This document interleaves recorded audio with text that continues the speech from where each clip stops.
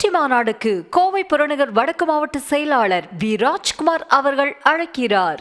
ராணிப்பேட்டை மாவட்டம் சோளிங்கர் சட்டமன்ற தொகுதியில் அதிமுக பொதுச் செயலாளர் EPS பிரச்சாரம் செய்து வருகிறார். அந்த காட்சிகளை பார்க்கலாம்.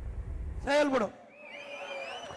அதேபோல ஏழை மக்கள், இன்றைக்கு ஏழை மக்கள், தாழ்த்தப்பட்ட மக்கள், மலைவாழ் மக்கள், அவர்களுக்கு அற்புதமான காங்கிரீட் வீடு கட்டி கொடுக்கணும்.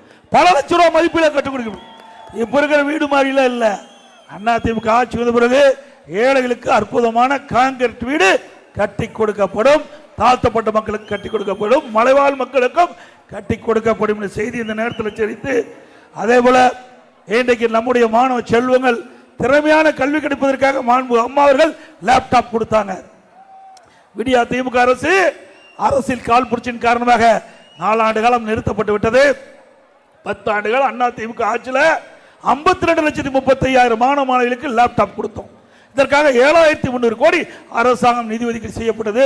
அப்படி அற்புதமான திட்டத்தை, அறிவுபூர்வமான கல்வி கிடைக்கக்கூடிய நம்முடைய மாணவர்களுக்கு இந்த விடியா திமுக அரசு இந்த திட்டத்தை ரத்து செய்கிறது. மீண்டும் அதிமுக ஆட்சி மலர்ந்தவுடன் இந்த லேப்டாப் நம்முடைய மாணவர்களுக்கு தரப்படும். தரமான கல்வி மாணவர்களுக்கு வழங்கப்படும். அதே போல நம்முடைய ஒவ்வொரு ஆண்டு தீபாவளி வரும்.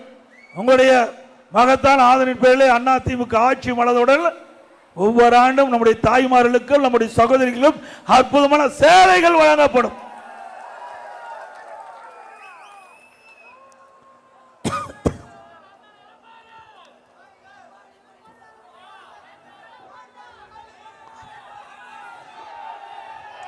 அதே போல ஒரு ஸ்டாலின் ஒரு அறிவிப்பை வெளியிட்டிருக்கார்.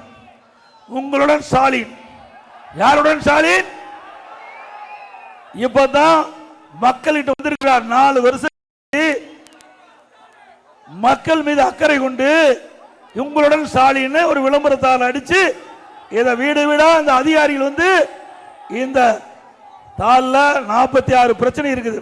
இந்த 46 பிரச்சனை உங்களிடத்தில் இருந்தா தெரிஞ்சா அதை மனுவை கொடுத்தா அந்த மனு கொண்டு போய் சம்பந்தப்பட்ட அதிகாரி டிபார்ட்மெண்ட்ல கொடுத்து நிறைவேற்றி கொடுப்பாங்களாம். இது நடக்குமா?